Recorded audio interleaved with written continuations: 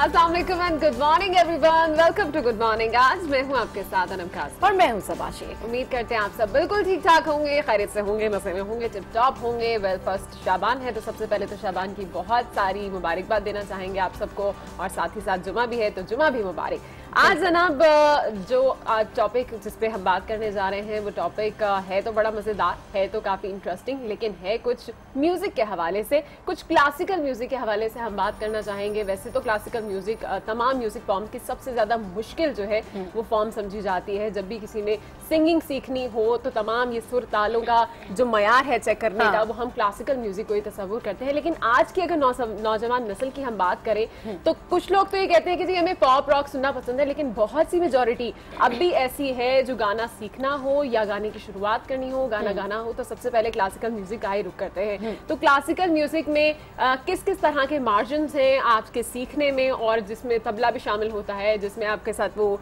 सब वो क्या कहते हैं उसे, वो जो हम अक्सर ही बुलाते हैं यहाँ पे हारमोनियम हो गया, सितार हो गया। तो मुख्तलिफ चीजें ऐसी हैं जो नौजवान सीख रहे हैं, बड़ा पसंद कर रहे हैं, और इसके लिए तो बाकायदा तौर पर अब क्लासेस भी लोगों ने लेना शुरू कर दिए। तो आज तमाम तर हम बात करेंगे क्लासिकल म्यूजिक की और हमारे नौजवानों में इसके बढ़ते हुए रुझान। हाँ बिल्कुल, जब गुड मॉर्निंग आज की बात की जाए तो सिंगर्स के बारे में गुड मॉर्निंग आज हमेशा से बड़ा कॉन्शियस है, और अपने सेगमेंट चमकते सितारे में तारे जमीन पर हम बुलाते रहते हैं तमाम सितारों को। तो आज बात हो रही है क्लासिकल म्यूजिक की, और क्लासिकल म्यूजिक जो होता है बेसिकली क्लासिफाई करता है बहुत सारे वेरिएशंस को म्यूजिक के। इसके अंदर सुर, तान, अंतरा, स्टाइल, तमाम चीजें शामिल होती हैं, और ये म्यूजिक इतना आसान नहीं होता। लेकिन अगर पाकिस्तान में देखा जाए और स्पेशली हमारे मुल्क में जितना टैलेंट अब क्लासिकल म्यूजिक की तरफ आ रहा है, उस हवाले से बात करेंगे कि इतने मुश्किल म्यूजिक होने के बावजूद भी हमारी जो यूथ है सबसे पहले ये क्यों पसंद करती है कि उसको क्लासिकल सीखना है और फिर जाके उसको पॉप और रॉक के अंदर अपना नाम पैदा करना है। क्योंकि यही कहा जाता है कि जिसने क्लासिकल म्यूजिक सीख लिया, जिसको क्लासिकल म्यूजिक के बारे में पता चल गया, उसको असल म्यूजिक का पता चल गया, तो फिर वो सारे सुर लगा लेता है, चाहे वो पॉप के हों या रॉक के हों। अच्छा, इसके अंदर भी बहुत सारे राग भी होते हैं क्लासिकल म्यूजिक के अंदर ना, बहुत सारे राग होते हैं, कई दरबारी राग भी होते हैं। और अगर हम देखा जाए बात करें तो हमारे यहाँ पे जो अब अंडरग्राउंड बैंड्स बन रहे हैं, जो स्टूडियोज हैं, वहाँ पर इसकी प्रॉपर तालीम दी जाती है। तो आज का शो जो है वो पूरा क्लासिकल म्यूजिक के ऊपर होगा, और उसमें सबसे पहले आपको मिलवाएंगे 12 साल फहाद अली से, जो तबला बजाने के मास्टर हैं।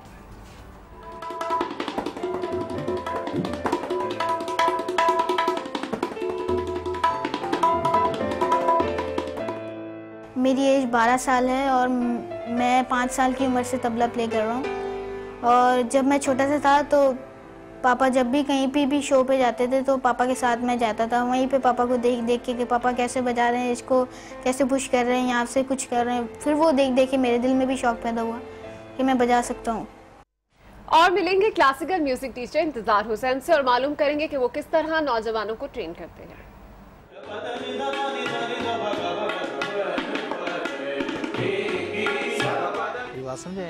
हम एक्सरसाइजेस बताते हैं वोकल की या प्रैक्टिस करवाते हैं रिदम की, तो ना वो रिदम में रुकेगा, ना वो वोकल के किसी स्टाइल का गाना होगा वो नहीं रुक सकता अगर उसने प्रैक्टिस प्रॉपर की होगी।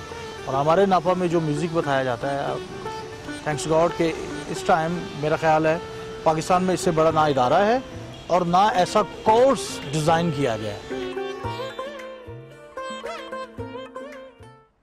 और मिलेंगे youngest classical singer Syed Aqeel से, और जानेंगे वो कब से गुलकारी कर रहे हैं। रे सनी धा नि सा रे मारे मा पा मा पा नि धा नि सा रे रे गा सा रे नि सा धा नि पा गा मा पा गा मा रे सनी धा नि सा रे। बंदे की अपनी एक चॉइस होती है, एक पसंद होती है कि यार उसको एक पॉप पसंद है, किसी को रॉक पसंद है, हर किसी की अपनी मर्जी होती है, एक टेस्ट होता है। लेकिन मेरे को शुरू से क्लासिकल का था, क्योंकि क्लासिकल एक सबसे मेन चीज इसमें यह है कि बहुत डिफिकल्ट है। ये सब स्टोरीज हम आगे चलकर देखेंगे, पर पहले नजर डालेंगे आज की हेडलाइंस पर।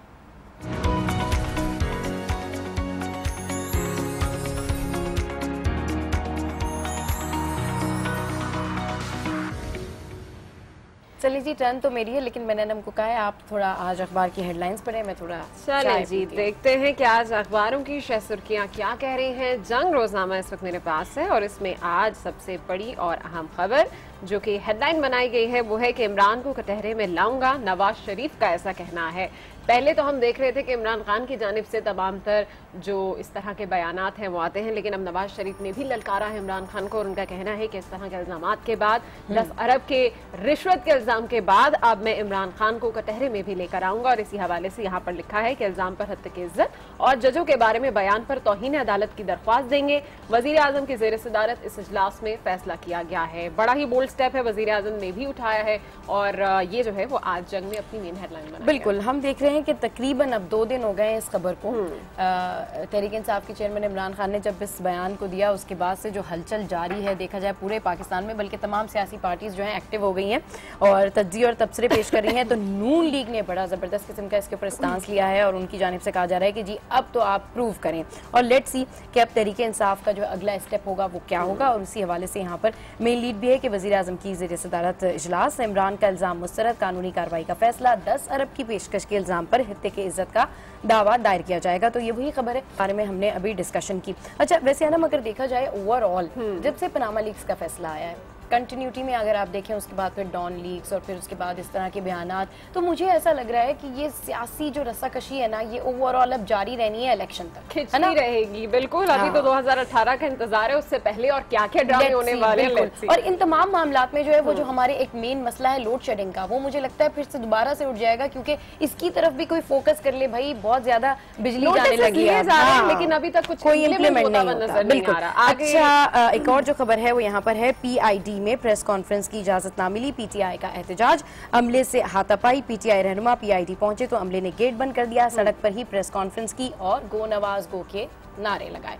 तो इस खबर को जो है वो एक्सप्रेस ने अपनी मेन लीड का हिस्सा बनाया। अच्छा जनाब, अगर हम यहाँ जंग की मेन लीड की बात करें तो वह शुमाली वजीरिस्तान, अमरीकी ड्रोन हमला, कलअदम तहरीक तालिबान के 7 दहशतगर्दों समेत 10 हलाक, अमरीका का तबसरे से गुरेज। अहम खबर जो है वो यहाँ पर आज इन्होंने अपनी लीड बनाई है। उसके अलावा अगर इस अखबार में कुछ दीगर खबरों की बात करें तो सियासत या कारोबार, नवाज शरीफ से भारतीय स्टील जनरल की मुलाकात हुई है और पुराने दोस्त हैं, खुफिया कुछ नहीं है। मरियम नवाज का ऐसा कहना है कि ये पुराने दोस्त हैं। इसी हवाले से मैं देख रही थी कि डॉन में भी खबर लगाई हुई है और यहाँ लिखा है कि generals unannounced visit talk with PM fuel speculations. और इस पर जो मजीद वजाहत है वो मरियम नवाज पेश कर चुकी है कि ये ओल्ड फ्रेंड्स हैं और ऐसी कोई बात नहीं है कि इनसे मुलाकात में कुछ खास बात ऐसी। हाँ बिल्कुल, ये जो इनकी मुलाकात हुई है प्राइम मिनिस्टर नवाज शरीफ की भारतीय सरमायाकार सजन जिंदाल साहब से, उनके 2 साथियों समेत, तो इस मुलाकात को जो है काफी कंट्रोवर्शियल करार दिया जा रहा है और ये भी कहा जा रहा है कि हो सकता है जराए ऐसा कहते हैं कि भाई ये कोई जो है वो कोई हो सकता है कि बिजनेस के कोई मामलात हों जो तय किए गए हों। तो जबकि नून लीग का मौक़िफ़ इस पर सामने आ चुका है। अच्छा, एक और यहाँ पर जो अहम खबर है वो खबर ये है कि जनरल राहिल शरीफ के बड़े भाई मेजर शब्बीर शरीफ शहीद का यौम विलादत आज मनाया जाएगा। और एक और जो खबर है वही 10 अरब के स्कैंडल वाली जो खबर है, जो बयान वाली खबर है, उस पर खुर्शीद शाह कहते हैं कि 10 अरब रिश्वत की पेशकश पनामा से भी बड़ा स्कैंडल है। तो ये तो खबर है। और बिजनेस रिकॉर्डर की तरफ अगर मैं मूव करूं तो इसमें क्या खबरें हैं, इसमें जो मेन लीड है वो है energy issues come into sharper focus और power tariff, government asked to file concise statement. और एक और यहाँ पर जो मेन लीड है वो है raids must have prior approval of FBR chief senate panel. और जो यहाँ पर जो दूसरी मेन लीड लगाई हुई है वो है India clearly stand exposed FO। तो ये तो थी आज की तमाम खबरें जो कि आज की अखबारात में। और अनम आपके पास क्या? अच्छा, डॉन में जो एक खबर है जिंदाल के हवाले से वो तो मैं आपको बता चुकी हूँ। दूसरी खबर है कि ईरान ने एश्योरेंस दी है कि बॉर्डर को अब मजीद सिक्योर किया जाएगा और यही आज यहाँ पर मेन हेडलाइन लगाई गई है कि border security to be boosted, Iran assured. उसके अलावा अगर छोटी छोटी 2-3 अहम खबरें बताएं तो एक तो ये कि चांद नजर आ गया, आज एकम शबान है, इस हवाले से छोटी सी खबर लगी हुई है। दूसरा यहाँ पर लगाया गया है कि समुद्री हुदूद की खिलाफ वर्जी, 29 भारतीय माहीगीर गिरफ्तार कर लिए गए हैं। साथ साथ पार्टी इलेक्शन न कराने तक PTI को बल्ले का निशान नहीं मिलेगा, इलेक्शन कमीशन का भी ऐसा कहना है। तो ये छोटी छोटी अहम खबरें थी जो आज के अखबार की मेन लीड्स भी रही हैं। तो आगे बढ़ते हैं और मुख्तलिफ शहरों का रुख करेंगे और अब सबसे पहले रुख करेंगे हम कहाँ का, हाफजाबाद का, जहाँ पर पुलिस और हसास इदारों की जानिब से जराइम पेशा नासिर के खिलाफ सर्च और कॉम्बिंग ऑपरेशन का सिलसिला जारी है। मजीद तफसीलात जान लेते हैं हमारे नुमाइंदे अंजुम सुहेल से। जी अंजुम, अब तक हाफजाबाद और अतराफ के इलाकों में कितने ऑपरेशन किए जा चुके हैं और इसके बाद जराइम की शरह इस वक्त कितनी कम हो चुकी है? जी बिल्कुल, हाफिजाबाद में पुलिस के साथ साथ दीगर सासादारों, पाक फौज, रेंजर्स, CTD, एलीट फोर्स और दीगर कानून नाफिज करने वाले अदारों की जानिब से जुर्म पेशा अफराद के खिलाफ सर्च और कॉम्बिंग ऑपरेशन का सिलसिला जारी है। और अगर बात की जाए अब तक जो ऑपरेशन किए गए हैं उसमें गिरफ्तारियों की या पुलिस से जितने भी जुर्म पेशा अफराद से तफ्तीश के हवाले से तो तकरीबन 2500 के करीब मुलजमान को हिरासत में लिया गया, उनसे तफ्तीश भी की गई है। पुलिस की जानिब से इन मुलजमान के कब्जा से भारी मिकदार में असला भी बरामद किया गया है।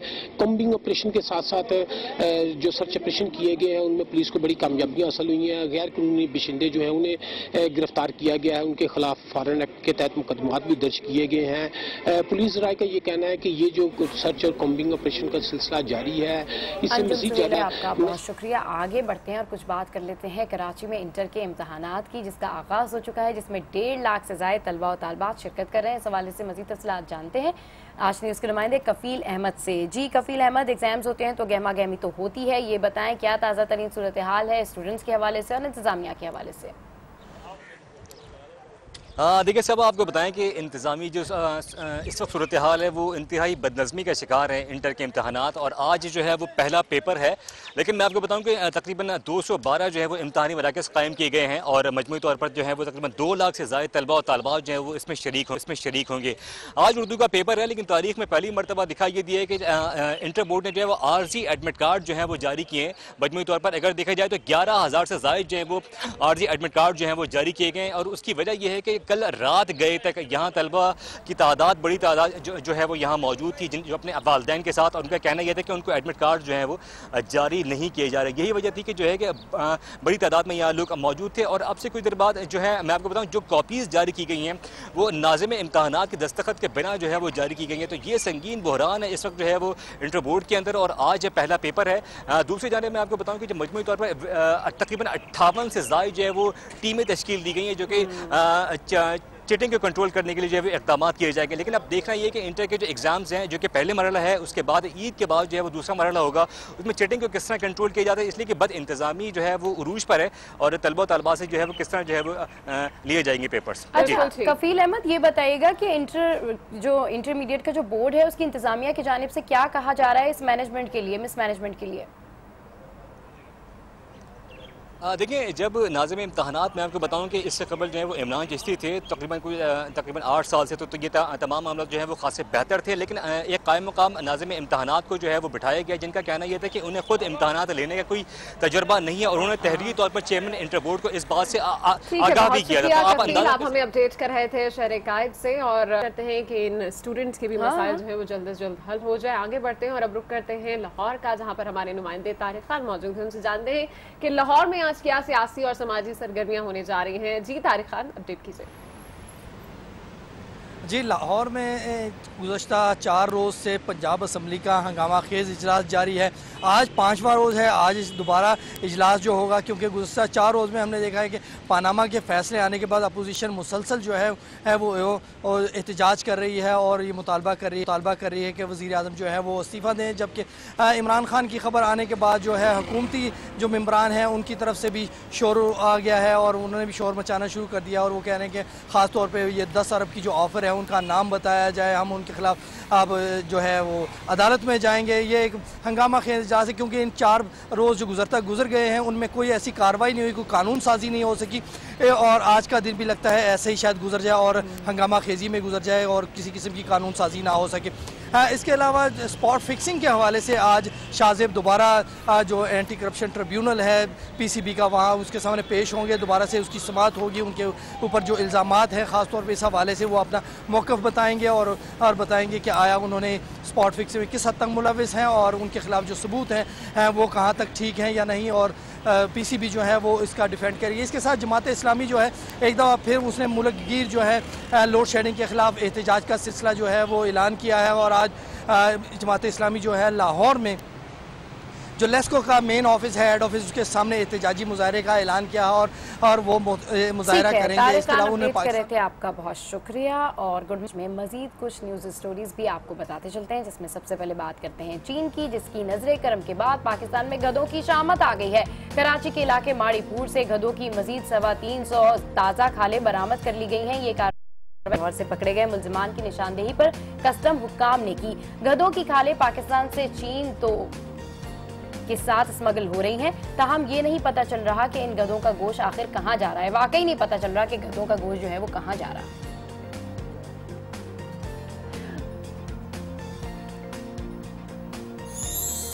चलिए जी, अच्छी खबर आपको देखें। पंजाब फूड अथॉरिटी ने सेहतमंद पंजाब प्रोग्राम के तहत स्कूल, कॉलेजेस और यूनिवर्सिटीज की कैंटीनों पर बिकने वाली अशिया के हवाले से कानून साजी मुकम्मल कर ली है। नए रेगुलेशन के तहत कैंटीनों पर मखसूस अशिया ही फरोख्त होंगी, जबकि तलबा की सेहत को मद्देनजर रखते हुए कैंटीन पर तमाम किस्म के जंक फूड पर पाबंदी भी ज़ेरे गौर है। अच्छी बात है कि पंजाब फूड अथॉरिटी जो है एक दफा फिर से एक्टिव हो गई है।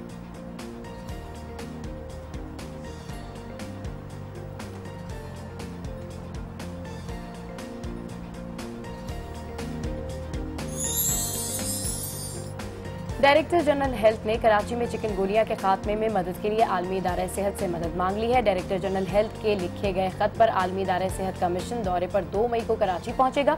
मिशन 2 रोज के दौरान कराची चिकनगुनिया से मुतासरा इलाकों का दौरा करेगा। मिशन चिकनगुनिया के खात्मे के लिए महकमा सेहत की मुआवनत भी करेगा। और हम देख रहे हैं कि बहुत सारे पेशेंट्स ऐसे होते जा रहे हैं जिनमें डायग्नोज हो रहा है कराची में कि उनको चिकनगुनिया है।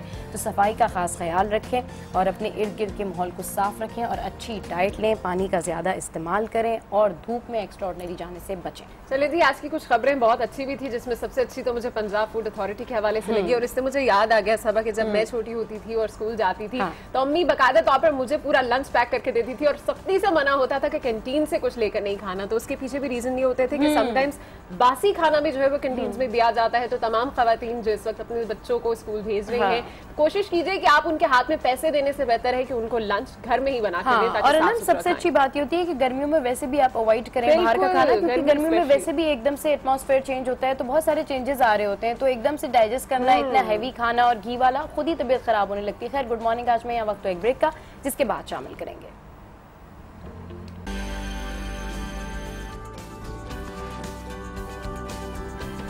Welcome back to good morning आज। और अब बात कर लेते हैं ये टॉप स्टोरी की, और इसमें आपको बताएं कि वज़ीर आज़म नवाज शरीफ से भारतीय बिजनेस टाइकून सचिन जिंदल ने 3 रुकनी वफ्द के हमरा मरी में मुलाकात की। हुकूमत की तरफ से खामोशी मरियम नवाज की तस्दीकी ट्वीट ने तोड़ दी, जबकि तहरीक इंसाफ ने मुलाकात के खिलाफ पंजाब असम्बली में करारदाद जमा करा दी। पंजाब असम्बली में तहरीक इंसाफ के कायद हिज़्ब इख्तिलाफ महमूद उर रशीद ने सूबाई असम्बली सेक्रेटरीट में मुलाकात के खिलाफ करारदाद जमा करा दी। करारदाद में कहा गया कि सचिन जिंदल ने 3 रुकनी भारतीय वफ्द के हमरा मरी में वजीर आजम नवाज शरीफ से खुफिया मुलाकात की। ऐवान को मुलाकात की तफसीलात से आगाह किया जाए। वजीर आजम और सचिन जिंदल के दरमियान ज़राए से चलने वाली मुलाकात की खबरों की तस्दीक वजीर आजम की साहबजादी मरियम नवाज ने ट्वीट से की। इनका कहना था कि सचिन जिंदल वजीर आजम के पुराने दोस्त हैं। मुलाकात में कोई चीज़ खुफिया नहीं, मुलाकात को सयाक़ो सबाक़ से हटकर पेश न किया जाए। Sometimes I feel कि हमारी politics is all about making issues out of nothing. और अभी हमने देखा कि इसी तरह की खबर आपके साथ हमने यस्टरडे टॉप स्टोरी में शेयर की। अब अखबारों की इदारियों में क्या कुछ लिखा गया है ये जानने के लिए हम लोग करेंगे लाहौर में, जहां पर हमारे ब्यूरो चीफ मौजूद हैं अनवर हाशमी साहब। अस्सलाम वालेकुम अनवर साहब, कैसे हैं आप? अल्लाह का शुक्र, वालेकुम अस्सलाम। क्या लिख रहे हैं आज एडिटोरियल्स? देखिए, आज भी जो अखबारात की इदारियाँ हैं वो 365 दिन जो खबरों में इन रहते हैं इमरान खान, उनके बारे में ही है। ख़ास तौर पे दी डॉन लिखता है ब्राइबिंग इमरान और द न्यूज़ लिखता है ब्राइबिंग इमरान और दी डॉन लिखता है ₹10 बिलियन क्वेश्चन। यानी इशू हुई है जो कि इमरान खान ने एक इल्ज़ाम लगाया है कि उन्हें 10 अरब रुपए की पेशकश की गई थी पनामा केस के हवाले से, लेकिन उसके बाद वो उस बयान से जो है वो कायम नहीं रह पा रहे और मुख्तलिफ तरीक़ों से बता रहे हैं कि एक मिडल मैन ने बात की थी। तो इस हवाले से जो इसमें द न्यूज़ लिखता है कि why was it only casually brought up so let in the game when the supreme court had already heard the case. और वो इस इदारियों को वाइंड अप करते हुए इमरान को जो है वो नसीहत करते हैं अखबार के इदारिये में कि Imran has now been in politics long enough to learn that power and popularity need to be accompanied by responsibility. यानी इमरान के उन्होंने इदारियों ने माजी के हवाले दिए हैं कि वो हर बयान को सियासी कह के पीछे हट जाते हैं, जबकि कई महीने तक एक भूचाल जो है वो बर्पा हो चुका होता है। 35 पंक्चर्स की बात की तो बाद में वो कहते हैं कि मेरा एक सियासी बयान था। तो इसी तरह ये 10 अरब की बात की तो वो बताते हैं कि एक दोस्त के दोस्त ने मुझे बताया था। लेकिन अखबारात ने एक क्वेश्चन रेज किया है कि इमरान ने ये बताया है कि 2 हफ्ते पहले उन्हें ऑफर की गई, उसमें इसलिए बात में वजन नज़र नहीं आया कि 2 हफ्ते पहले की जो उन्होंने बात की उस वक्त तक ये फैसला सुप्रीम कोर्ट में महफूज हो चुका था, उस वक्त डील करने की कोई गुंजाइश बाकी नहीं थी। तो इस इमरान खान के इस बयान को जो है गैर संजीदा करार देते हुए उन्हें नसीहत की गई है कि आप बहुत अरसा हो गया है, उन्हें जो है रिस्पॉन्सिबिलिटी जो है वो दिखानी पड़ेगी पॉलिटिक्स में। तो ये इदारिया जो है आज 2 अच्छा अनवार हाशमी साहब, डेफिनेटली तमाम सियासी जमातों की जानिब से यही कहा जा रहा है कि अब रिस्पॉन्सिबिलिटी दिखाने का वक्त है और इस तरह के बयानात ना दिया करें और बाद में फिर वो उसको सियासी भी करार दे देते हैं, जैसे आपने 35 पंक्चर वाली बात की। लेकिन डेफिनेटली अब उन्होंने बयान तो दिया है, तो नून लीग अब क्या करेगी, क्या इकदाम करेगी? क्योंकि नून लीग और नून लीग के तमाम रहनुमा अब यही मुतालबा कर रहे हैं कि वो इसको प्रूव करें। तो अब क्या स्ट्रेटेजी होगी PTI की, क्योंकि वो तज्जियों और तबसरों में तो बैठ रहे हैं और वो यही कह रहे हैं कि वक्त आने पर हम प्रूव भी कर देंगे। मुझे लगता है अनवार साहब ये शायद अपने इस बयान से पीछे भी हटेंगे, क्योंकि अब वजीर आजम या मोहम्मद नवाज शरीफ की जानिब से भी बड़ा बोल्ड बयान आया है कि हम आपको कटहरे में खींच कर लाएंगे। और मुझे समझ में ये नहीं आता कि अगर इमरान खान ने ये बयान दिया ही है तो फिर सुप्रीम कोर्ट के डिसीजन के बाद ही क्यों ऑफर हो सकी, उससे पहले भी हो सकती थी। जी बिल्कुल, बुनियादी तौर पे इमरान को शायद कुछ इम्कान था कि फैसला इतना वाज़े आएगा कि इस तरह के इल्ज़ामात लगाने की ज़रूरत ही पेश नहीं आएगी। लेकिन अब चूँकि वो जिस तरह GIT पे एतबार नहीं करने जा रहे, इसी तरह उन्होंने एक ये इल्ज़ाम भी लगाया है। लेकिन जहाँ तक पीछे न हटने वाली बात है कि पाकिस्तानी पॉलिटिक्स की ये खूबसूरती भी कह लें कि बड़े बड़े दावे किए जाते हैं कि हम इसको अदालत में चैलेंज करेंगे, तो दोनों पार्टियां एंड पे इस तरह के अदालत में नहीं जाती और वो समझती हैं कि ये सियासत है और इल्ज़ामात हैं और एक नया महाज सुप्रीम कोर्ट में या अदालत में खोलना जो है वो मुश्किल हो जाता है। तो इसलिए ये सियासत की हद तक एक दूसरे को प्रेशराइज करेंगे, लेकिन इससे आगे नहीं जाएंगे। ठीक है। और इस वक्त हमारे साथ मौजूद हैं मुबश्शिर अली जैदी साहब भी, उन्होंने हमें ज्वाइन किया। सबसे पहले तो आपको वेलकम करना चाहेंगे हमारे शो में। मुबश्शिर साहब कैसे हैं आप? जी मैं ठीक हूँ, आप बताएं कैसी? जी बिल्कुल ठीक ठाक। अच्छा मुबश्शिर साहब, आज आपके 100 लफ्जों की कहानी पहले तो अनवार हाशमी से हम सुनेंगे और उसके बाद अनवार हाशमी ही आपसे पूछेंगे कि आपने क्या सोच कर लिखा है। जी अनवार साहब, ओवर टू यू। जी बिल्कुल, रोजनामा जंग में स्मार्ट कालम निगार मुबश्शिर अली जैदी के 100 लफ्जों की कहानी है जिसका उन्वान है मुतालबा। मैं स्मार्ट कालम निगार इसलिए कहता हूँ कि ना सिर्फ पर्सनैलिटी वाइज स्मार्ट हैं बल्कि इनका कालम भी बहुत ही स्मार्ट होता है। तो मैं वो कालम पढ़ के पहले सुनाता हूँ, फिर जैदी साहब से कुछ क्वेश्चन करेंगे। कि कल मैंने कब्रिस्तान में जलसे से खिताब किया। इलेक्शन का साल शुरू हो चुका है, हर लीडर कहीं न कहीं जलसा कर रहा है, झूठे सच्चे वादे किए जा रहे हैं। मैंने सोचा लोग खाली कुर्सियों से भी तो खिताब करते हैं, मुर्दों से भी खिताब में क्या बुराई है। मैं वहां पहुंचा तो मुर्दे बाहर निकल आए। उन्होंने मेरी तकरीर तवज्जो से सुनी। मैंने आखिर में पूछा कोई मुतालबा है तो बताएं। एक मुर्दे ने कहा यहाँ मुफ्त वाईफाई का इंतजाम कर दें। मुमकिन है कुछ लोग इस लालच में यहाँ फातिहा पढ़ने आ जाएं। बुनियादी तौर पे एक मुआशरे का अलमिया बयान किया है जैदी साहब ने। तो मैं सबसे पहले जैदी साहब से एक क्वेश्चन कालम के हवाले से आप कर सकती हैं, मैं उनकी तहरीर के हवाले से। जैदी साहब, मौलाना जफर अली खान से किसी ने पूछा था कि आप इतने तवील इदारिये क्यों लिखते हैं, तो उन्होंने कहा था कि मेरे पास इस तरह वक्त नहीं है कि मैं मुख्तसर लिख सकूं। तो आप बताइएगा ये इतना मुख्तसर लिखना कितना मुश्किल है? मेरे पास उल्टा हिसाब है कि मेरे पास वाकई वक्त नहीं होता। जिस तरह उनका कलम चलता था और बहुत देर तक वो लिखते रहते थे, मेरे पास वाकई वक्त बहुत कम होता है। 1 मिनट मुझे चाहिए होता है और मैं कहानी लिख देता हूँ। बस यही बात है। शायद मेरे पास ज्यादा वक्त हो तो मैं तवील कहानियां और तवील कॉलम भी लिख सकता, वक्त की कमी की वजह से ऐसा होता है। अच्छा साहब, बिल्कुल सही कह रहे हैं आप। बहुत जो है बहुत बड़ा कमाल होता है। जी प्लीज। बस ये मैं कोई इसमें मैं समझता, जाहिर अपनी बात कहनी है, वो जितनी जल्दी कह लें वो ज्यादा अच्छी बात है। तवील कॉलम लिखने का क्या फायदा अगर हम अपनी बात एक दूसरे पर पहुंचा ही ना सकें, ब्लॉग ना कर सकें। जी बिल्कुल मुबशिर साहब, बिल्कुल सही कह रहे हैं आप, बहुत ज़बरदस्त लिखते हैं और जो अज्यूम कर रहे होते हैं, बताया था मुबशिर साहब ने, वही जो है वो लिख देते हैं। अच्छा, ये पूछना चाहेंगे, डेफिनेटली आप बहुत ज़बरदस्त कहानी लिख रहे होते हैं और जो भी मसला होता है उसको 100 लफ्ज़ों में आप सम अप कर देते हैं। ये बताएं, अब जब आप अगली कहानी लिखेंगे तो क्या सोच रहे हैं, किस चीज़ पर लिखेंगे? अगली कहानी मैं इस बारे में लिखूंगा कि मेरे जॉब डिस्क्रिप्शन क्या है और मैं क्या काम करता हूँ और लोग मुझसे क्या तवक्को करते हैं। मैं इस बारे में सोच रहा हूँ। लोग समझते हैं कि मैं टीवी चैनल का बड़ा ओहदेदार हूँ और मेरे पास बहुत से इख्तियारात होंगे और मैं न जाने क्या क्या कर सकता हूँ।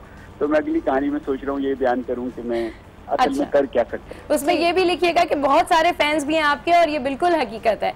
अच्छा, आपने जो कहानी अभी लिखी है, आज लिखी है, मुर्दों के हवाले से, खिताब के हवाले से, इसको कुछ बयान कीजिए। ये कहानी असल में कराची में किसी साहब ने कहा था कि जिंदा लाशों से लोग खिताब करते हैं, तो वो जिंदा लाशों से खिताब तो रुकवा दिए गए, लेकिन मज़ारों पर मुर्दों से खिताब और खाली कुर्सियों से खिताब और टीवी कैमरों से खिताब सियासतदानों के जारी है। तो मुझे इससे ये ख्याल आया कि मैं ये सोचूं कि अगर कब्रिस्तान में किसी सियासतदान को खिताब करना पड़े तो वो क्या खिताब करेगा। तो इसमें कई पहलू हैं। एक तो ये कि लोग ये सोचे बगैर के सामने कौन बैठे हैं, उनका शऊर कितना बुलंद है, उनकी क्या मुतालबात हैं, वो अपनी बातें करते रहते हैं, बस अपना मौक़िफ़ करते। दूसरा ये कि हमारा मुआशरा, हर शख्स ये चाहता है, बल्कि हमारे लीडर्स भी, चूँकि उन्हें वाईफाई की ज़रूरत होती है, तो कोई पंजाब में मुफ्त वाईफाई का ऐलान कर रहा है, कोई सिंध में बिलावल भुट्टो साहब ने मुफ्त वाईफाई का ऐलान किया। ये हमारे माशरे में तब्दीली का एक वो है। तीसरी बात ये कि जलसा करना किसी मज़ार पे एक अलग बात है, लेकिन कभी सियासतदानों को बगैर प्रोटोकॉल के अकेले कब्रिस्तान जाके वहाँ के माहौल को फील करना चाहिए, एहसास करना चाहिए। शायद वो फिर जो करप्शन के इल्ज़ामात लगते हैं और शायद वो करते भी हों, तो वो एक लम्हे को सोचें कि हमें ये सब नहीं करना चाहिए। एक दिन यहीं आके हमें सोना है, सारे पैसे वहीं रह जाएंगे जहाँ जिसके लिए हम सब कुछ करते रहे, वो हमारे किसी काम नहीं आया। ठीक, बहुत शुक्रिया मुबशिर अली जैदी साहब, बड़े ज़बरदस्त सा कॉलम था और बहुत से अहम पहलू जो हैं वो इसमें खुलते हुए नजर आए हैं मुझे इनके इस खिताब से, कि वाकई में जब आप जाते हैं कब्रिस्तान खिताब करने तो क्या जहन में होता है आपके।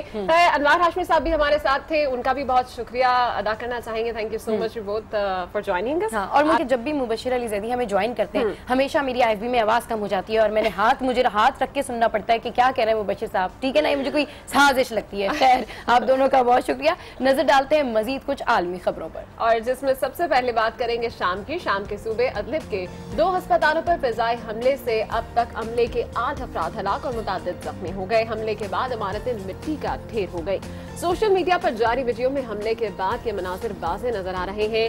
शामी सदर बशारुल असद ने हमले की तस्दीक कर दी है, जबकि दूसरी जानिब शाम में 2015 से तैनात रूस के फजाइया ने भी हमले से लाताल्लुकी ज़ाहिर कर दी है। बहुत सैड मनाजिर है यार, अफसोसनाक मनाजिर है।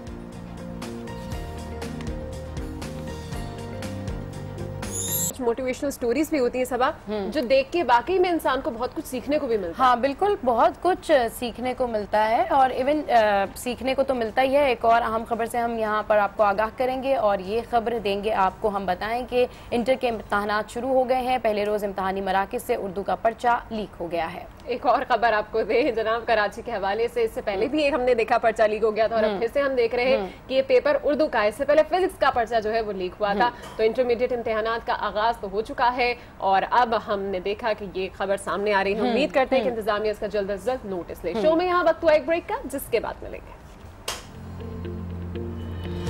12 साल की उम्र में तबला बजाने पर महारत रखने वाले फहाद अली से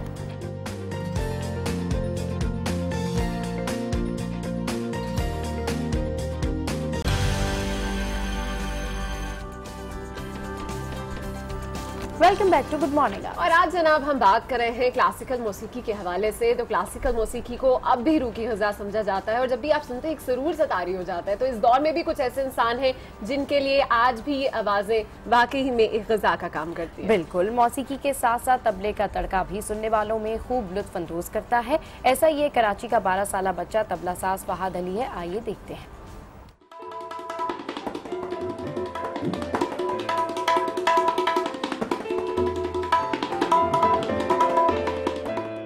मेरा नाम फहाद अली है, मैं तबला प्ले करता हूँ और मेरे पापा का नाम उस्ताद महमूद अली खान साहब है, जिनसे मैं सीखता हूँ और जिनसे मैं इसकी क्लासेस लेता हूँ।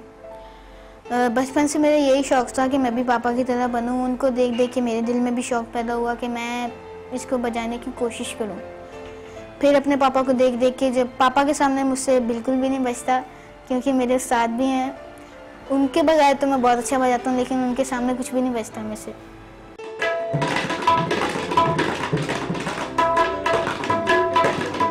मेरी एज 12 साल है और मैं 5 साल की उम्र से तबला प्ले कर रहा हूँ। और जब मैं छोटा सा था तो पापा जब भी कहीं पे भी शो पे जाते थे तो पापा के साथ मैं जाता था। वहीं पे पापा को देख देख के कि पापा कैसे बजा रहे हैं, इसको कैसे पुश कर रहे हैं, यहाँ से कुछ कर रहे हैं। फिर वो देख देख के मेरे दिल में भी शौक़ पैदा हुआ कि मैं बजा सकता हूँ। फिर अपने पापा की तरह बन गया हूँ मैं। पापा 7 बजे उठ के रियाज़ करते थे, अब मैं रियाज़ करता हूँ।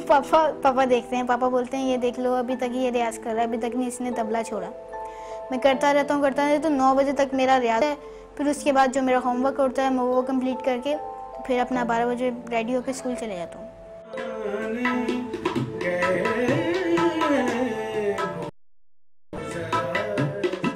बैट की जो ढो होती है ना, उसके साथ जो जिसमें कपड़े रखते हैं, वो मैंने बचपन से बजा बजा के वो तोड़ दी मैंने। बचपन से मैं इतना मुझे इससे लगाव है। बचपन में जब मैं छोटा सा था तो पापा को देख देख के, पापा ट्यून करते हैं ना इसको, फूड़े को, तो कैसे करते हैं, तो मैंने गिलास लिया, उसके ऊपर चमची लेके मैं मार रहा हूँ कि ये कैसे ट्यून होगा ये वो। फिर पापा ने देखा कि इसमें है, तो फिर तभी से मैं बजाता हुआ आ रहा हूँ। और मैंने पहला शो मेरा पीटीवी पे हुआ था, फन टाइम, जिसमें मैंने डब्बा बजाया था।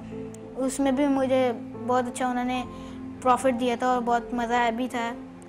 और वहाँ पे मेरे पापा भी प्ले करते थे और मेरे पापा 30 साल हो गए मेरे पापा को इस म्यूज़िक की इंडस्ट्री में आए हुए।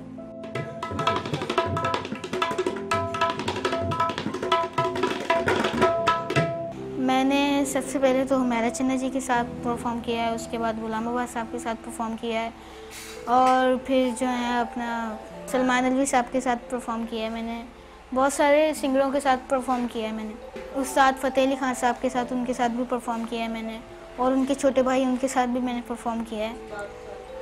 और उस्ताद तारिक खान साहब के सामने मैंने तबला बजाया और मैं अंदर से डरा हुआ था। मुझे ये लग रहा था कि पता नहीं उस्ताद जी क्या कह देंगे, कि पता नहीं इसके हाथ में ये फील नहीं है, ये नहीं है।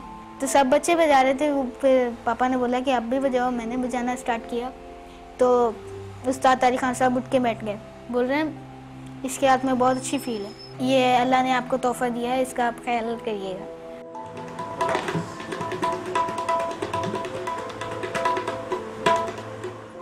हर इतवार मैं एमन एकेडमी में परफॉर्म करता हूँ।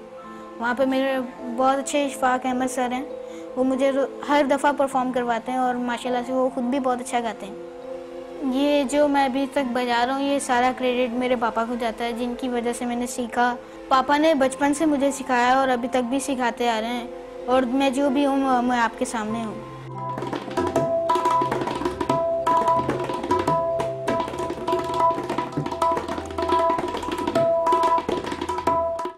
फहद को तबला बजाते इस वक्त देख के मेरे जहन में ये बात आ रही थी कि क्लासिकल म्यूजिक खुद इतना मुश्किल है कि क्लासिकल म्यूजिक में बड़ी वेरिएशंस होती हैं, लेकिन इसके जो तमाम तरह इंस्ट्रूमेंट्स हैं, चाहे वो तबला हो, चाहे वो हारमोनियम हो, चाहे वो बांसुरी हो, ये बजाना भी बड़ा मुश्किल है। लेकिन अगर वाकई में आपको किसी चीज़ का शौक है, ज़ौक है, तो फिर मेरा ख्याल है कि कोई भी चीज़ उसकी राह में हाल नहीं हो सकती। हाँ, हाल नहीं हो सकती। और दूसरी बात ये कि 12 साल के हैं ये, इतना ज़बरदस्त, इतना कंटिन्यूसली तबला बजा रहे हैं। और तबला बजाना आसान नहीं होता, क्योंकि उसमें आपको रिदम टू रिदम जाना पड़ता है। और ये बड़ी मुश्किल बात है कि हमारी यूथ में भी इस तरह के लोग हैं कि इतने छोटे छोटे बच्चे जो हैं वो क्लासिकल म्यूजिक को और इस लेगेसी को आगे लेकर चल रहे हैं। तो शो में यहाँ वक्त हुआ एक ब्रेक का, जिसके बाद मिलवाएंगे। उस्ताद इंतजार हुसैन से, जो बहुत अच्छी गुलकारी भी करते हैं। Welcome back to good morning आज। और इस वक्त बात हो रही है क्लासिकल सिंगिंग की, म्यूजिक के हवाले से। तो हमने भी यहाँ पर एक सिंगर को इनवाइट किया है। इस वक्त हमारे साथ स्टूडियोज में मौजूद हैं आमिर सलीम साहब, जो बहुत मशहूर और मारूफ सिंगर हैं। आइए इनसे मिलते हैं, आपको भी मिलवाते हैं और बहुत सारी बातें करते हैं। अस्सलाम वालेकुम sir, welcome to good morning आज, कैसे हैं? थैंक यू जी, वालेकुम अस्सलाम। Thank you for joining us. बहुत अच्छा लग रहा है कि आज आप यहाँ पर आए हैं और हम आज बात भी कर रहे हैं क्लासिकल म्यूजिक के हवाले से, खास तौर पर जो आजकल की यूथ है उसमें हम बढ़ता हुआ रुझान देख रहे हैं। करंटली जैसे कि आपने हमें बताया कि आप बच्चों के लिए स्पेशली वर्कशॉप्स भी अरेंज करा रहे हैं जहाँ पर उन्हें इंस्ट्रूमेंट के हवाले से बताया जाता है, सिखाया जाता है, इवन प्रैक्टिस भी कराई जाती है। कुछ अपने इस करंट एक्टिविटी के बारे में बताइए, उसके बाद हम आपसे ज़रूर आपके सॉन्ग्स भी सुनेंगे। जी बिल्कुल, मैं बताऊँगा कि हमारे यहाँ म्यूज़िक तो बहुत अच्छा फ्लरिश कर रहा है और एक्सीलेंट सिंगर हैं, बहुत सारे लोग डिफरेंट म्यूज़िक परफॉर्म कर रहे हैं, लेकिन जो एक सेक्शन है बच्चों का, वो बच्चों के हवाले से जो प्रोग्राम जो है वो बिल्कुल नहीं है। हाँ। आपको शायद याद हो या ना याद हो, बहुत ज़माना पहले बच्चों के प्रोग्राम जो हुआ करते थे म्यूज़िक के, वो बहुत इंपॉर्टेंट प्रोग्राम हुआ करते थे। हमें अपने बचपन में याद है कि सुहेल राना साहब एक प्रोग्राम किया करते थे, सारे दोस्त हमारे, जिसमें से नाजिया हसन, फातिमा जाफरी, अफशा अहमद, बहुत सारे सिंगर उस ज़माने में निकले। That was one of the finest program for kids.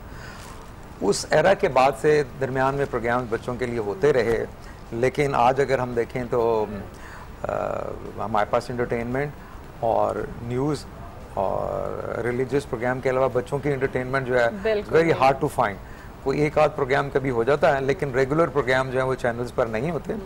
तो I started my music career, मैंने बच्चों के प्रोग्राम से ही स्टार्ट किया था लॉन्ग टाइम बैक। तो मॉर्निंग ट्रांसमिशन में मैं बच्चों के गाने गाया करता था, तो फिर दरमियान में फिर कुछ ब्रेक आ गया, फिर मैं अपने म्यूज़िक में इन्वॉल्व रहा। अब मैं बच्चों के लिए ज़्यादा काम करता हूँ।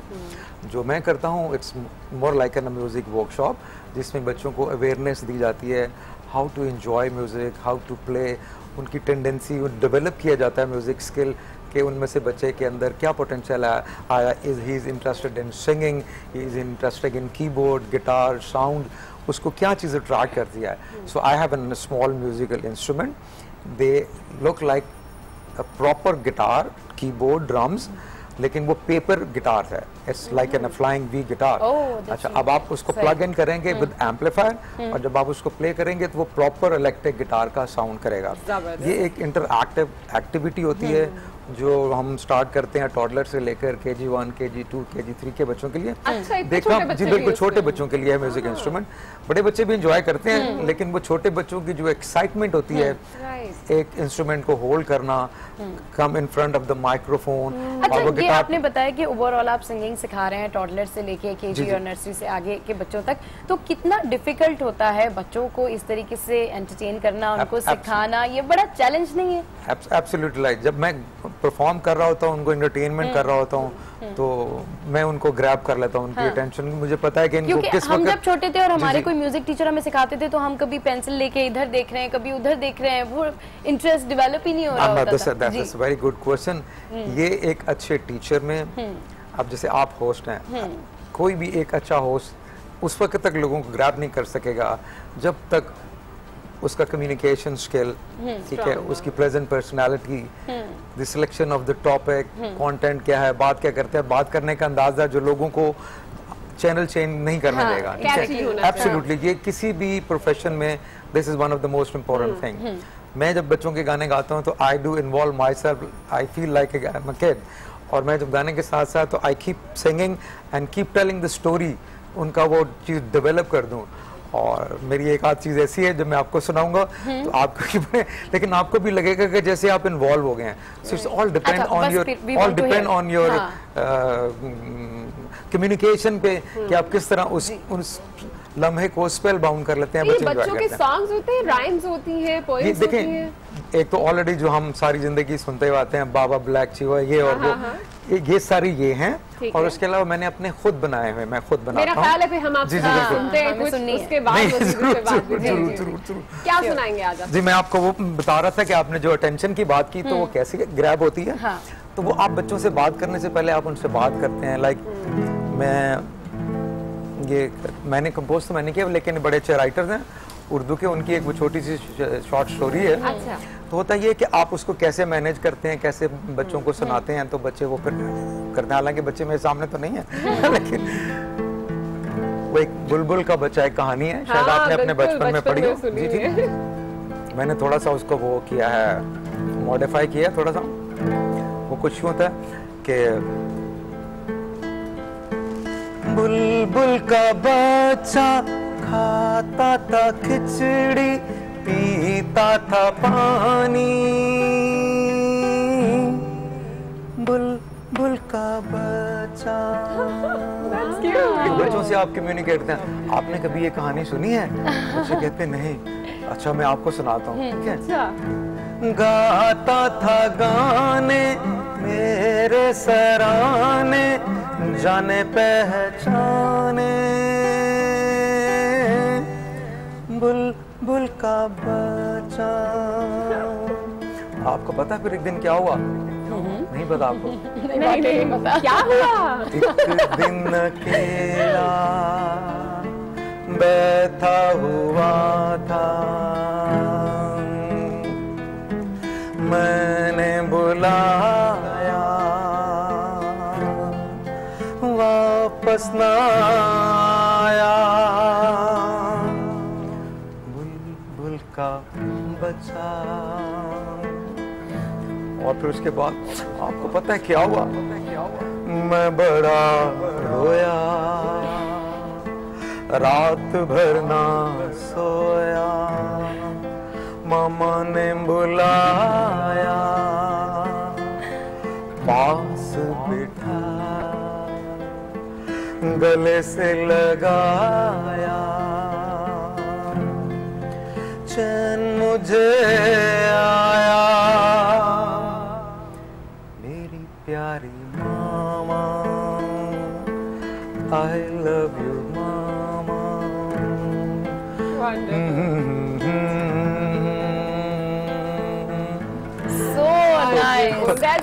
थोड़ा सा ऐसा था। हाँ, मतलब हम लोग भी इमोशनल हो गए ना अपने। हाँ, तो मैं जरा ड्रामाटाइज जरा कम किया। हाँ, तो यू इन्वॉल्व किड्स, फिर वो बड़े परेशान होते हैं। और बहुत सारे बच्चे तो जब मैं ये सुनाता हूँ, they feel like they're about to cry. About to cry. Yes, yes, yes. अच्छा, सिंगिंग के बारे में बताएं। ओवरऑल डेफिनेटली आप सिंगर हैं और इतनी अच्छी सिंगिंग करते हैं, तो ये बताएं कि आजकल जो सिंगिंग हो रही है वो किस तरह की सिंगिंग हो रही है? आपको अच्छा लगता है? आजकल इतनी वेरिएशन आ गई है सिंगिंग के अंदर, सॉन्ग्स के अंदर, अब उन्होंने म्यूजिक भी इन्वॉल्व करना शुरू कर दिया है, लिरिक्स भी हैं, तो कितने आप मतलब आपको लगता है कि बहुत अच्छा काम पहली बात है कि I'm not authority, मुझे पसंद है या नहीं है। हाँ, it's an open field, open field. Anyone can come with the talent, whatever the talent है, जितना है।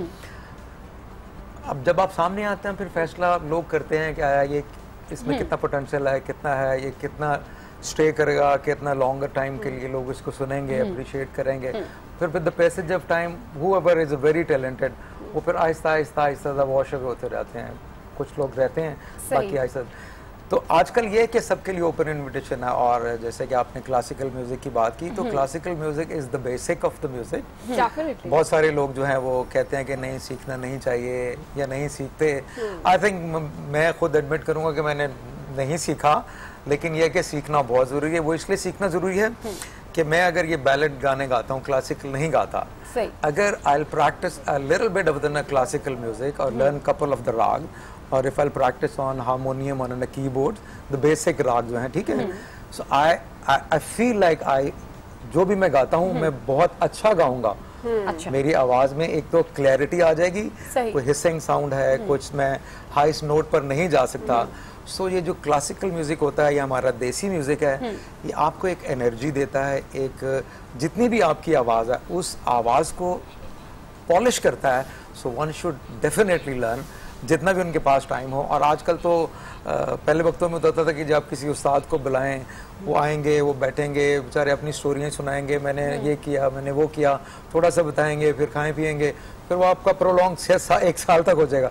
सो आजकल ये है कि you just open up the your Android phone और वट एवर यू हैव, आप just write down whatever you want to know, even a classical, even a semi classical, कुछ भी आप लर्न करना चाहते हैं, इवन गिटार, सही किसी भी तरह का आप गिटार, फिंगर स्टाइल, अच्छा, आप बहुत अच्छे सॉन्ग्स जो हैं वो प्रीवियस गाते रहे हैं, आप बहुत अच्छे सॉन्ग्स गाते रहे हैं और बड़े फेमस होते रहे हैं। एक सॉन्ग आपका अजनबी, एक सॉन्ग आपका था, तो उसके बारे में बताएं, उसके लिरिक्स वगैरह कैसे लिखे, कैसे ख्याल आया? और अच्छा हाँ, ये है कि देखें, I am not a professional song writer कि मुझे आप कहें कि जी आप गाना बना तो दूंगा, लेकिन वो अनशंट होगा। वो कहते हैं ना कि रदीफ और काफिया मिलाने से शायर नहीं बन जाता, तो शायरी के लिए यू नीड न पैशन, आपको किसी भी चीज़ से टच होना बहुत ज़रूरी है, so that you can create lines which can touch your heart and soul. अच्छा, ब्रेक के लिंक में भी है ना, ये बता रहे थे। बिल्कुल एक आमद होती है, तो मुझे भी ऐसी आमद होती थी। जब मेरा एल्बम आया तो मुझे बहुत सारे, उस जमाने में तो लेटर आया करते थे, तो somebody used to write अजनबी from अजनबी from अजनबी, so I was shocked हुआ अजनबी, पता ही नहीं था कौन है। सारे आपके अजनबी ही होते हैं और आपके तो बहुत जैसे फैंस हैं जिस वक्त आपको टेलीविजन स्क्रीन पर भी देख रहे हैं, और हमें पता है कि उनकी जानिब से भी ये रिक्वेस्ट आ रही है कि आज अगर आप हमारे पास इस शो में बैठे तो हम ये गाना आपसे लाइव जरूर सुनेंगे। नहीं, जरूर मैं आपको सुनाऊंगा। बिल्कुल, आप मेरा ख्याल है मैं पूछा था तो ऐसे ही फिर वो मुझे लाइन आ गई कि अजनबी मुझे तुम याद आते हो, मैं तन्हा हूँ तुम्हारे बिन मुझे तुम क्यों सताते हो। तो फिर ऐसे मैंने वो इस कॉम्पोजिशन को बनाया, तो मैं आपको जरा सा सुनाता हूँ।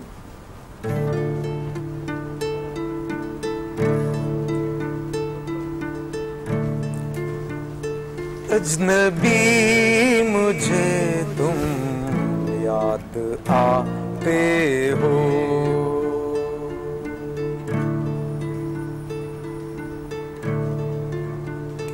अजनबी मुझे तुम याद आते हो, मैं तन्हा हूँ तुम्हारे बिन, मैं तन्हा हूँ तुम्हारे बिन, मुझे तुम क्यों सताते हो, अजनबी मुझे तुम याद आते हो।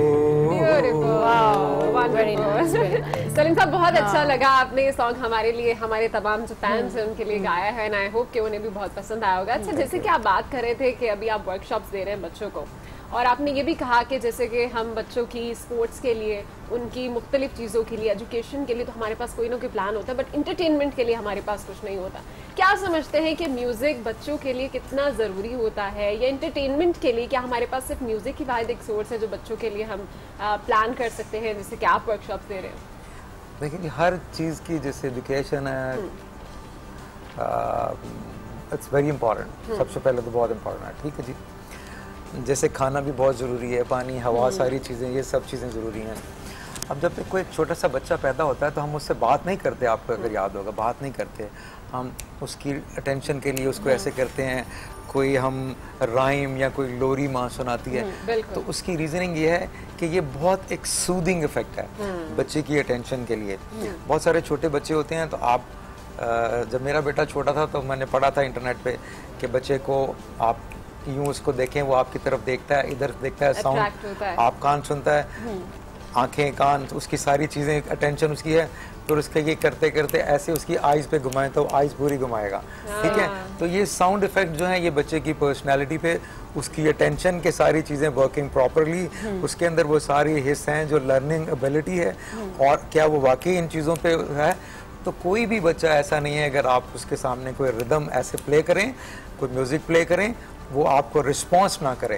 तो बच्चों के लिए मेरा ख्याल में, मैं नहीं ये कहूँगा कि, क्योंकि बहुत सारे लोग बड़े गलत मतलब ले लेते हैं, बच्चों के लिए म्यूजिक जरूरी है, उनकी डेवलपमेंट के लिए बहुत जरूरी है, अंडरस्टैंडिंग के लिए भी बड़ी उनके जो आजकल हम देखते हैं, हम सबके टेम्परामेंट जो हैं वो बड़े क्विक हैं बहुत ज्यादा, हम लोग, उसकी रीजनिंग ये है कि हम सारा दिन टॉक शोज देखते हैं, हम हाइपर होते हैं, हमारा गुस्सा बच्चों पे निकलता है, तो बच्चे वो चीजें देख के कहते हैं कि ये इन चीजों में कुछ है जो हाइपर होते हैं। आमिर साहब, आपकी बात से मुझे याद आया कि जब मैं छोटी थी तो मेरी अम्मी भी बाकायदा तौर पर मुझे स्पेलिंग सिखाने के लिए कोई ना कोई एक राइम बनाती थी और फिर मुझे स्पेलिंग। एब्सोल्युटली, तो हमारे पास बहुत सारे ऐसे हैं, आपको काउंटिंग के हैं, सॉन्ग्स हैं, सब सॉन्ग हैं। अब जैसे बच्चों को हम बहुत सारा वो उनको हम कहते हैं कि आप अपने हाथ साफ किए करें, बहुत सारी कैंपेन चलती हैं, ठीक है। तो इस तरह का गाना जैसे wash your hand, wash your tummy with the coconut salt, तो ये इस तरह की चीजें बनाई हुई हैं ताकि बच्चों को चले आपसे बातों का सिलसिला जो है वो हम जारी रखेंगे, लेकिन अभी हमारे पास एक बड़ा ज़बरदस्त पैकेज है। और आपको बताते हैं कि पाकिस्तान में क्लासिकी मौसीकी को जिस तरह से नज़रअंदाज किया जा रहा है, उसके बाद जितनी काविशें हो रही हैं इस सिलसिले में और जितनी चीज़ें की जा रही हैं, उनमें एक बड़ा नाम इंतज़ार हुसैन का भी है। आइए आपको दिखाते हैं कि इनका ये पैकेज।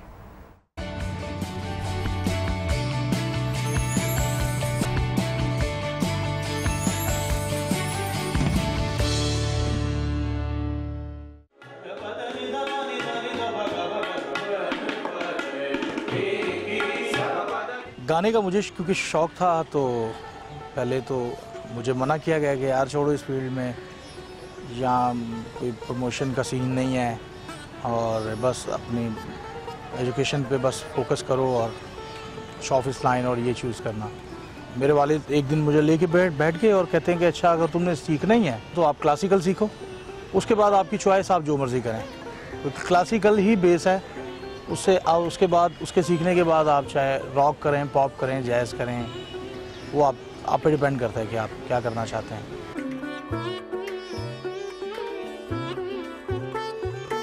फिर कुछ अरसे में उस्ताद इलियास हुसैन खान साहब, इनका शागिर्द मुझे करवाया 1 साल बाद, और फिर मैंने उनसे स्थाई ख्याल की गायकी सीखी। उसके अलावा मेरे जो उस्तादों में शामिल होते हैं, मुशीद कह लें, मुझे जो रस्म होती है वो उस्ताद इलियास हुसैन खान साहब ने की। स्टार्ट मेरे वालिद साहब मास्टर मोहम्मद शफी साहब, he was composer at radio Pakistan. Rock के मूड से आता है कि मैं रॉक सीखूंगा, कोई पॉप के मूड से आता है। हम किसी को ये नहीं मना करते कि आप रॉक नहीं गाएं या पॉप नहीं गाएं, म्यूज़िक सब अच्छा होता है, लेकिन हम सिर्फ ये कहना चाहते हैं कि आप बेस मजबूत कर लें, उसके बाद आपकी चॉइस है। हम ये चाह रहे हैं कि क्लासिकल म्यूज़िक को प्रमोशन इस तरीके से ही मिल सकती है यंगस्टर, और ऐसा ही होता है अक्सर कि यहाँ पे जो रॉक या पॉप सीखने आया उसके बाद कुछ अरसे में वो, क्योंकि मैजिक है क्लासिकल, तो आपको पता है क्लासिकल में जब वो इन्वॉल्व हो जाते हैं तो वो आज ख्याल भी गाते हैं, परफॉर्म भी करते हैं और बेहतरीन परफॉर्म करते हैं, और वो कहते हैं कि सर वाकई इसमें इसका टेस्ट अलग है, डिफरेंट है। उसके बाद वो रॉक पॉप जो मर्जी गाएं। अब जो है टेस्ट म्यूज़िक का चेंज होता जा रहा है, और इसमें मैं समझता हूँ कि मीडिया का बहुत खासा रोल है इसमें, और मज़ीद इसको बेहतर करने में मीडिया हमारा साथ दे तो ये क्लासिकल जो है मज़ीद जो है सुना जाएगा और मज़ीद लोग पसंद करेंगे। ये बात समझे, हम एक्सरसाइज बताते हैं वोकल की या प्रैक्टिस करवाते हैं रिदम की, तो ना वो रिदम में रुकेगा, ना वो वोकल के किसी स्टाइल का गाना होगा वो नहीं रुक सकता अगर उसने प्रैक्टिस प्रॉपर की होगी। और हमारे नापा में जो म्यूज़िक बताया जाता है, थैंक्स गॉड के इस टाइम मेरा ख्याल है पाकिस्तान में इससे बड़ा ना इदारा है और ना ऐसा कोर्स डिज़ाइन किया गया है। तो हम ये कहते हैं कि म्यूज़िक कोई सा भी हो आप करें, लेकिन आप अगर सीख के करेंगे तो वो म्यूज़िक अच्छा लगेगा। कम से कम सुर और लय, ये चीज़ें तो दो ऐसी चीज़ें जो लाजमी जुज़ है गाने में, अगर आप इसको सीख के करेंगे तो ये बेहतर हो जाएगा।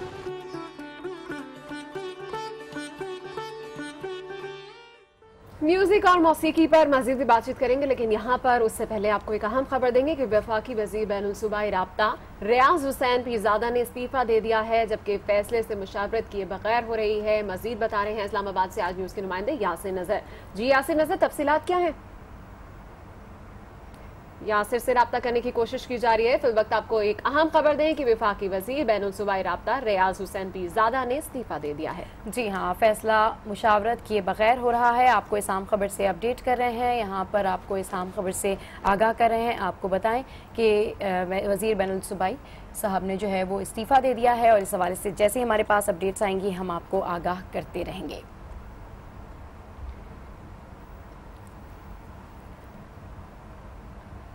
तो हम अपनी बातों का सिलसिला जारी रखते हैं। हमारे साथ इस वक्त यहाँ पर मौजूद हैं आमिर सलीम साहब, जिनसे हम बड़े मज़े की बातें कर रहे थे, म्यूज़िक की बातें कर रहे थे। सर, आप किड्स के हवाले से बात कर रहे थे कि बच्चों को किस तरीके से आप सारा कुछ सिखा रहे होते हैं, बता रहे होते हैं, तो ये बताएं पेरेंट्स की कितनी जो है वो इंटेंशन होती है? कितने सारे पेरेंट्स आते हैं आपके पास कि जी आप हमारे बच्चों को भी म्यूज़िक सिखाएं? Good question. ये कोई मेजॉरिटी ऑफ द पेरेंट्स इतने ज़्यादा इंटरेस्टेड नहीं होते, लेकिन बहुत सारे पेरेंट्स ऐसे होते हैं कि आपको भी यकीन नहीं आता कि वाकई वो इन चीज़ों पे ट्रस्ट करते हैं, बिलीव करते हैं कि उनका बच्चा यकीनन कोई सा भी म्यूज़िक इंस्ट्रूमेंट सीखे या गाने में गाए या इस एक्टिविटी में पार्टिसिपेट ज़रूर करे, म्यूज़िक बजाए या ना बजाए। तो अब आहिस्ता आहिस्ता अवेयरनेस के साथ लोग जो हैं इन चीज़ों की तरफ आ रहे हैं और स्पेशली ढूंढ रहे होते हैं वो नंबर कॉन्टैक्ट कि हमारे बच्चे के लिए हमें कोई मिल जाए या हमें ऐसी जगह का पता चल जाए। मुझे इतने सारे क्वेश्चन होते हैं कि आप कहाँ म्यूजिक वर्कशॉप्स करवाते हैं ताकि हम आपको वहाँ ज्वाइन कर सकें। तो इस चीज़ को जब तक आप प्रमोट नहीं करेंगे, अवेयरनेस नहीं होगी, बच्चों के प्रोग्राम्स कम होंगे, तो लोगों को बेचारों को पता ही नहीं है। वो इधर उधर कहीं ना कहीं कुछ स्कूल्स वगैरह खुले हुए हैं, कोई कहीं जाता है कोई कहीं जाता है, फिर वो मैनेज नहीं कर पा सकते, टाइमिंग होती है बच्चों की स्कूल ये वो।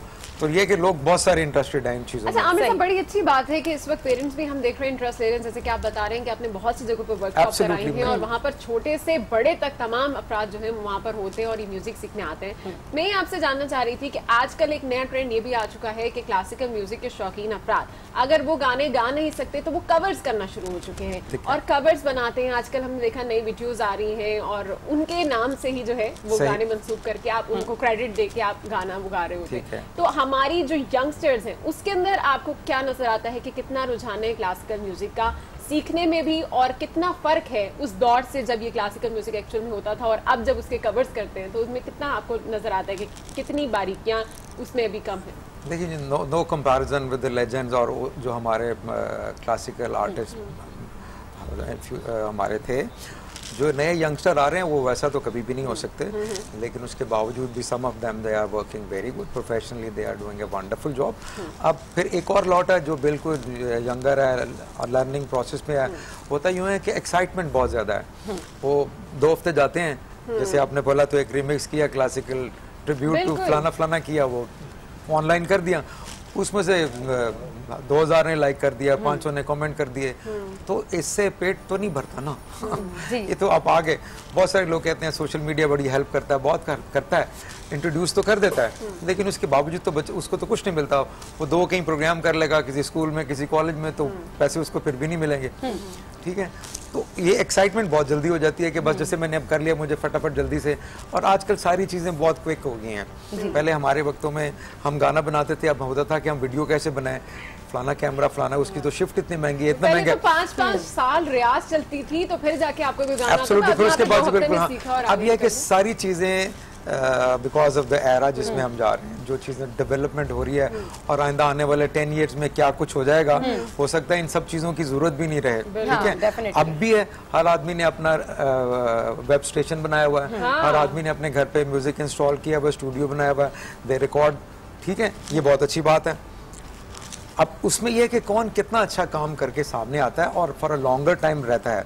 तो मेरे ख्याल में जो ये करते हैं, लेट देम डू इट, लोगों को एक्चुअली वो सुनने का मौका मिलता है कि क्लासिकल चीज जो गाई है वो दोबारा से गाई है। अब कितनी अच्छी गाई है वो डिसीजन तो लोगों ने। बिल्कुल, आपसे आपके बारे में भी बात करेंगे, आपको क्या पसंद है क्या नहीं पसंद है, किससे आप इंस्पायर हुए थे, और इतने सारे जो आपने बताया कि ब्रेकअप सॉन्ग्स आप गाते हैं, क्यों गाते हैं, लेकिन तमाम सवालों का जवाब लेंगे हम एक ब्रेक के बाद। तो शो में यहाँ वक्त हुआ एक ब्रेक का, जिसके बाद मिलवाएंगे आपको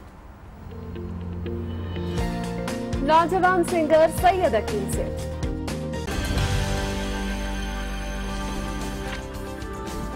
welcome back to good morning. और आज इतनी मजे मजे की बातें हो रही हैं, तो इस मजे मजे की बातों के बीच में कुछ मजे मजे की रेसिपी भी शामिल कर लेते हैं रैपिड रेसिपी में।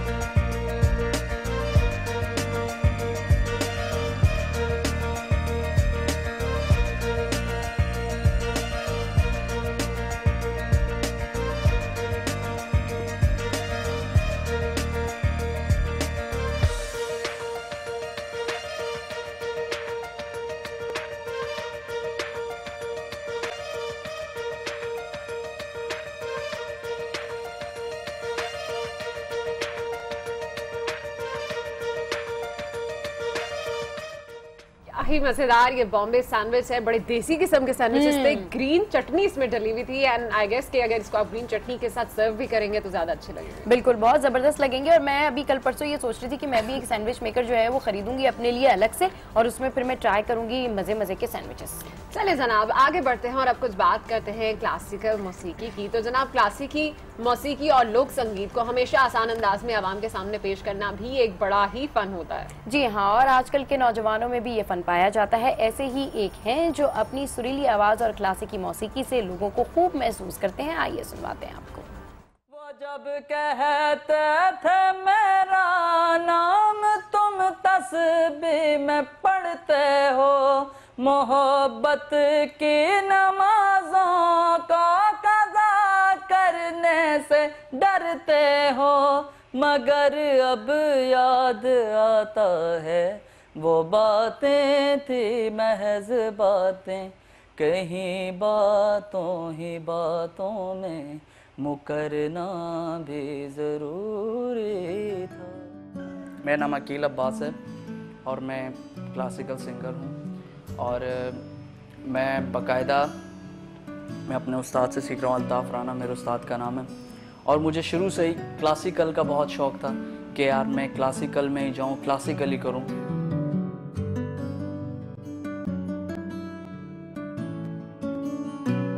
कहीं भी रास्ते में कोई चीज़ या कहीं पे भी मैं कुछ सुन लेता था, मेरे खुद ब खुद मेरे होंठ चलना शुरू हो जाते, उस चीज़ को एक अट्रैक्ट होना चाहिए, वो चीज़ अट्रैक्ट होना शुरू हो जाती थी मेरे अंदर।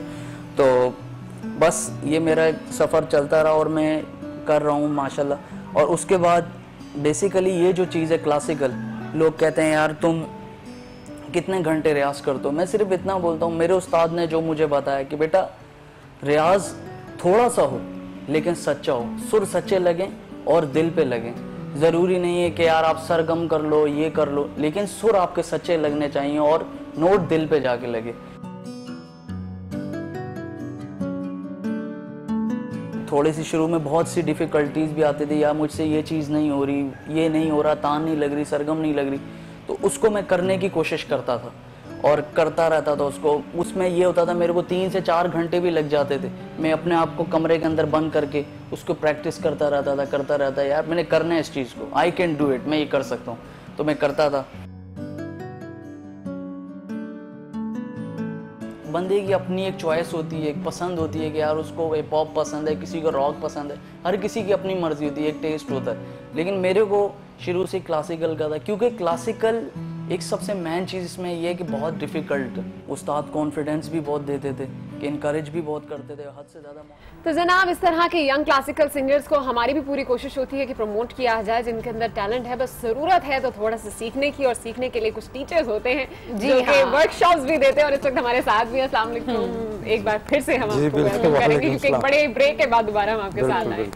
अच्छा आमिर साहब, आपके बहुत से सॉन्ग्स हैं जो हमें भी बहुत पसंद हैं और बहुत से ऐसे सॉन्ग्स हैं जो आपने उस टाइम पर गाए जब बड़े बड़े लेजेंड्स होते थे, और उस दौरान अपने उन तमाम लोगों के बीच में अपनी पहचान बनाना कितना मुश्किल था, कैसा सफर था आपका? देखिए जी, मैं तो कभी सोचा भी नहीं था कि मेरा कोई नाम बनेगा या मैं इन लोगों में आ सकता हूँ, नेवर थॉट ऑफ इट। और वही बात शुरू में कि जी शायरी कैसी होती है, गाना कैसे बनता है, तो वो एक आमद एक ज़माने में हुई, कुछ गाने ऐसे बन गए और वो जब मार्केट में आए तो वो उनकी वजह से मेरा नाम। ऐसा तो कुछ नहीं है, क्योंकि अभी आप ब्रेक के लिंक में मुझे कह रहे थे और वही वो बात मैंने फोकस कर ली कि मैं ब्रेकअप सॉन्ग ज्यादा गाता हूँ। ये बताएं आप कि कितने ब्रेकअप हुए हैं? मैं आपको बताता हूँ, मेरे ब्रेकअप तो बहुत ज्यादा बिल्कुल। देखिए मैं basically I am a sensitive person, very sensitive. अच्छा किसी भी आर्टिस्ट के लिए सेंसिटिव होना बहुत जरूरी है। अगर आप कोई चीज क्रिएट करते हैं, मैंने पहले भी आपसे कहा था, शायरी ऐसी चीज है कि जब तक आप महसूस नहीं करेंगे, आपके जज्बात नहीं होंगे, आप किसी के दुख को महसूस नहीं करेंगे, so you can't write it.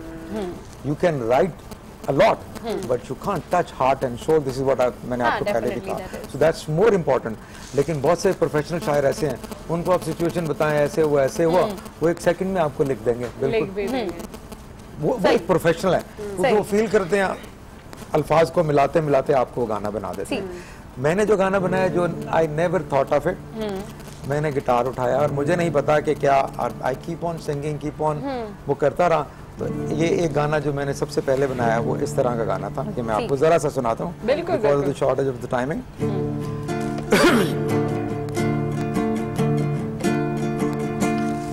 वो तारों भरी रातें, तेरी प्यार भरी बातें, जब याद मुझे आए तो दिल मेरा दुखाए। वो तारों भरी रातें, तेरी प्यार भरी बातें, जब याद मुझे आए तो दिल मेरा दुखाए। वो तारों भरी रातें। तो थोड़ा अभी तो मैं चाह रही थी आप और गाते हैं, आप बीच में रुक गए। मैं जरा सा आपको सुनाया क्योंकि आपको लगा टच किया बहुत। सो ये चीजें होती हैं, आपको आमद होती है, आप बनाते हैं तो शॉर्ट टाइम के लिए। इसीलिए एक आपने बोला था दिल जले और प्यार में जिनको धोखा होता है, वो सॉन्ग इज लाइक दिस। जिंदगी बिना तेरे एक सजा हो गई, तू मिली भी नहीं और जुदा हो गई। जिंदगी बिना तेरे एक सजा हो गई, जाने किस जुर्म की तूने दी है सजा। जिंदगी हो गई अब मेरी बेमजा, जिंदगी हो गई अब मेरी बेमजा। कुछ कहा ना सुना और खफा हो गई, तू मिली और जुदा हो गई। जिंदगी बिना तेरे एक सजा